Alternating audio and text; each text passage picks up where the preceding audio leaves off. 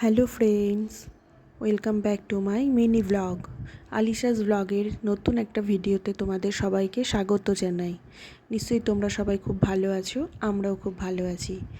দেখো, আমার মাম্মাম এর আগের ভিডিওতে বলেছিল যে চিকেন রেসিপিটা শেয়ার করার জন্য, তা সেটা নিয়েই চলে এলাম।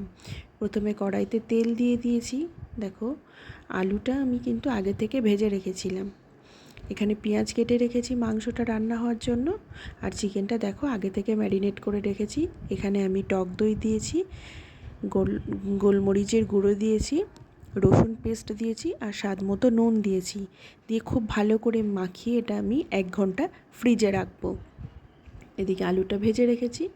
আর ফোড়নের জন্য দেখো গোটা গরম মশলা নিয়েছি, 2টো তেজপাতা, 1টা শুকনো লঙ্কা দিয়েছি। এটা আমি তেলটা দেখো, দিকে তেলটা গরম হয়ে গেল। গরম হয়ে যাওয়ার পরে তেলের মধ্যে আমি এগুলো ছেড়ে দিলাম। গোটা গরম মশলাগুলো খুব ভালো করে নেড়ে চেড়ে আমি এটাকে ভাজবো।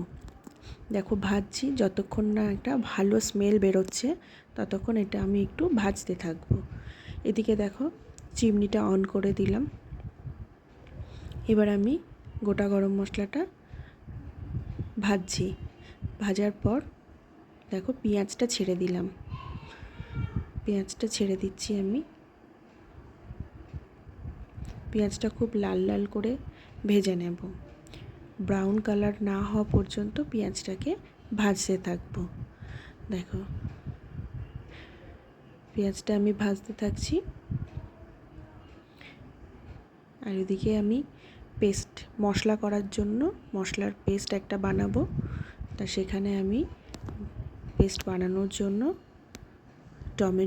একটা গোটা টমেটো, পেঁয়াজ, আদা আর কাঁচা লঙ্কা নিয়ে নেব একটা মিক্সিং বোলের মধ্যে নিয়ে নিলাম।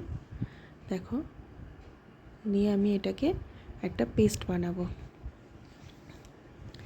এটাকে আমি মিক্সিং বোল আটকে দিলাম, আটকে দিয়ে একটা পেস্ট বানিয়ে নেব। ওইদিকে আমার পেঁয়াজটা কিন্তু ভাজা হচ্ছে। পেঁয়াজটা ভাজা হয়ে গেলে আমি মিক্সিং বোল থেকে মশলাগুলো পেঁয়াজের মধ্যে দিয়ে দিলাম। দেখো পেঁয়াজের মধ্যে দিয়ে দিচ্ছি মশলাগুলো। আর মশলাগুলো দেওয়ার পরে এই মশলাটা ভালো করে আমি পেঁয়াজ ভাজার মধ্যে মিক্সড করে নিচ্ছি। এদিকে মিক্সিং বলে কিছুটা মশলা লেগেছিল, তো সেটাতে জল দিয়ে ভালো করে ধুয়ে সেই সামান্য জল আমি এই মশলার মধ্যে অ্যাড করছি। তারপরে আমি এটাকে ভালো করে আবারও মিক্সড করে দিচ্ছি। মিক্সড করে দেওয়ার পর দেখো মিক্সড করে দিলাম। এদিকে একটা প্লেটের মধ্যে আমি মশলা নিয়েছি, হলুদ গুঁড়ো, জিরে গুঁড়ো, ধনে গুঁড়ো, লঙ্কা গুঁড়ো আর লবণ। এখানে কিন্তু নুনটা আমি একটু কমই দিয়েছি, কারণ আমি যখন ম্যারিনেট করেছি চিকেনটা তখন বেশ খানিকটা নুন কিন্তু আমি ওখানে দিয়েছি। এখন যদি আবার বেশি নুন দিই তাহলে চিকেনটা একদম অনেকটাই নোনতা হয়ে যাবে, নুনটা বেশি হয়ে যাবে। দেখো, এবার আমি মশলাটা দিয়ে ভালো করে মিক্সড করে নিচ্ছি। মশলা থেকে যতক্ষণ না তেল বেরোবে ততক্ষণ আমি এটাকে নাড়তে থাকবো। দেখো মশলা থেকে আমার অলরেডি তেল ছেড়ে দিয়েছে। মশলার কালারটা কি সুন্দর হয়েছে দেখো। এরপরে আমি চিকেনটাকে অ্যাড করে দেব, ম্যারিনেট করে রাখা চিকেনটা। অনেক তো চিকেন তোমরা রান্না করেছো, একদিন এই চিকেন রেসিপিটা করে দেখো, সত্যিই খুব ভালো হয় টেস্ট। দেখো দিয়ে দিলাম চিকেনের ম্যারিনেট করে রাখা চিকেনটা দিয়ে খুব ভালো করে মশলাটার সাথে মিক্সড করছি। এখন এই মিক্সিংটা খুব ভালো করে করতে হবে যেন প্রতিটা মাংসের মধ্যে মশলাগুলো যায়। দেখো খুব ভালো করে মিক্সড করছি। মিক্সড করে এটা এই রেসিপিটা আমি অ্যাকচুয়ালি শিখেছি আমার অফিস কলিগের কাছ থেকে, একজন দাদার কাছ থেকে। খুব ভালো রান্না করে সেই দাদাটা। তা এই অনেক রকম মাংস রান্না সবাই করে। সত্যি কথা বলছি, এই মাংসর রেসিপিটা যদি তোমরা কেউ ট্রাই করো, সত্যিই মনে হবে যখনই চিকেন রান্না হবে বাড়িতে, তখন সবাই এই রেসিপিটাই বারবার করতে চাইবে। এই রান্নার মূল ফান্ডাটা হচ্ছে ঢেকে ঢেকে রান্না করতে হবে আর গ্যাসের ফ্লেমটাকে লো করে দিতে হবে। দেখো কিছুক্ষণ বাদে বাদে এসে আমি এই ঢাকনাটাকে খুলে খুলে মাংসটাকে নেড়ে দিচ্ছি যাতে তলায় না লেগে যায়। আর এই মাংসটা রান্না বসিয়ে তোমরা ঘরের কাজও করতে পারবে, এটা একটা সুবিধা আছে। কারণ এই মাংসটা রান্নার সময় গ্যাসের ফ্লেমটা তো লো করে দিচ্ছি আর ঢাকা দিয়ে দিচ্ছি, ফলে এর সামনে কিন্তু দাঁড়িয়ে থাকতে হচ্ছে না। তাই রান্নাটা চাপিয়ে দিয়ে সংসারের অন্য অন্য কাজও কিন্তু তোমরা করতে পারবে, এটা একটা সুবিধা আছে। দেখো মাংসটা নেড়ে দিচ্ছি, নেড়ে দিয়ে আবার কিন্তু ঢেকে দেব। 5 মিনিট বাদে বাদে কি 10 মিনিট বাদে বাদে এসে ঢাকাটা খুলে এবার নেড়ে দিতে হচ্ছে।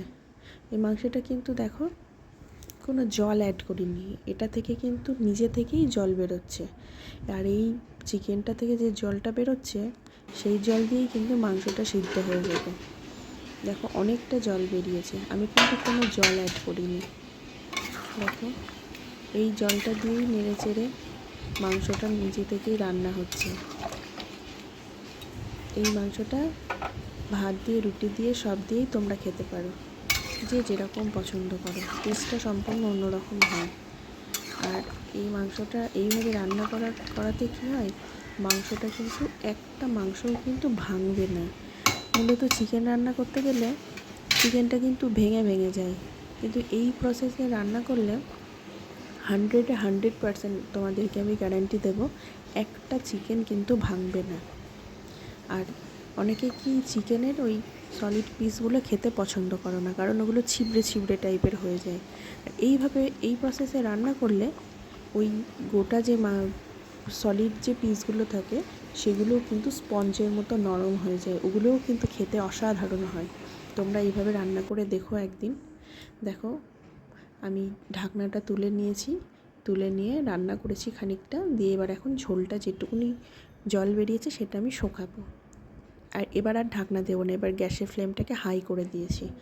এবার মাংসটা কিন্তু এই ঝোলটা কিন্তু শোকানো পর্যন্ত এটাকে আমি রান্না করছি।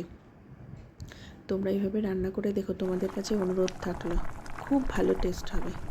তোমরা দেখো মাংসটা খুব ভালো করে এবার অলরেডি সিদ্ধ হয়েই গেছে।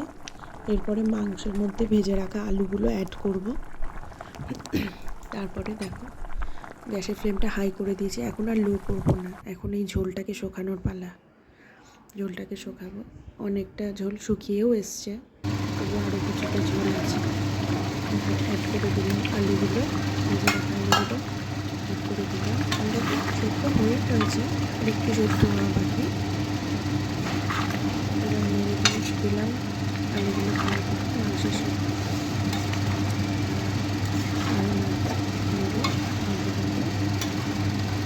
রান্না করছি একটু ঝোলটা শুকিয়ে দেওয়া একটু, তারপরে আমি তেল ছেড়ে আসবে মাংসটা থেকে, তখন যে যেরকম ঝোল খেতে পছন্দ করো সেরকম জল দেবে।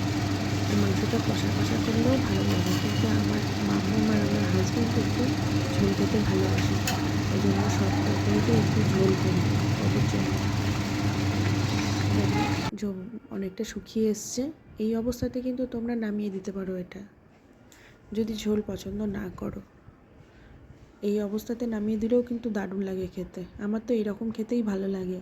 কিন্তু কি করবো, ওই যে বললাম আমার মাম্মা আর আমার হাজব্যান্ড ঝোল খেতে ভালোবাসে, ভাতে ঝোল না হলে হয় না, তাই ওদের জন্য আমাকে জল একটু এখানে অ্যাড করতেই হবে। এই রকম খেতে আমার খুবই ভালো লাগে। তো দেখো এরপরে আমি এখানে একটু জল অ্যাড করে দেবো। মাংসটা থেকে দেখো তেল ছেড়ে এসছে, তার মানে মাংসটা কষা হয়ে গেছে। এবার আমি এখানে একটু জল অ্যাড করব, খুব বেশি জল দেব না, অল্পই দেব। পরে লাগলে দেব। খুব সুন্দরভাবে হচ্ছে, দেখতে কতটা সুন্দর লাগছে তোমরা নিজেরাই দেখো। পুরো কষানো হয়ে গেছে, জল দিয়ে দিলাম। জল দিয়ে আমি খানিকটা ফোটাবো, ফুটিয়ে গ্যাসের ফ্লেমটাকে হাই করে দিয়ে ফুটিয়ে নামানোর আগে একটু গোটা গরম মশলা দিলেই কিন্তু আমার রান্নাটা রেডি হয়ে যাবে। দেখো কতটা সুন্দর হয়েছে দেখতে। এরপরে নামানোর আগে গোটা গরম মশলা দিয়ে নামিয়ে দেব। তো আমার এই ভিডিও কেমন লাগছে, ভালো লাগলে অবশ্যই একটা লাইক করবে, কমেন্ট করবে, আর সাবস্ক্রাইব করতে কিন্তু একদম ভুলবে না। আর পাশে দেখা বেল আইকনটা প্রেস করে দিও, যাতে নেক্সট কোনো ব্লগ আপলোড করলে সবার আগে তোমাদের কাছে যায়। তো আজকের মতো এই পর্যন্তই। দেখো কত সুন্দর হয়েছে দেখতে। আমার রান্নাটা কিন্তু শেষ। এবার আমি গ্যাসটাকে অফ করে দিলাম। খুব সুন্দর হয়েছে দেখতে, খেতেও কিন্তু ভালোই হয়েছিল। তোমরা এইভাবে ট্রাই করো, তোমাদেরও ভালো লাগবে। এই মাংসটা খুবই সুন্দর, ভাতে, রুটি দিয়ে, ফ্রাইড রাইস, পোলাও সব দিয়েই খেতে পারবে। আজকের মতো এই পর্যন্ত। সবাই ভালো থাকবে।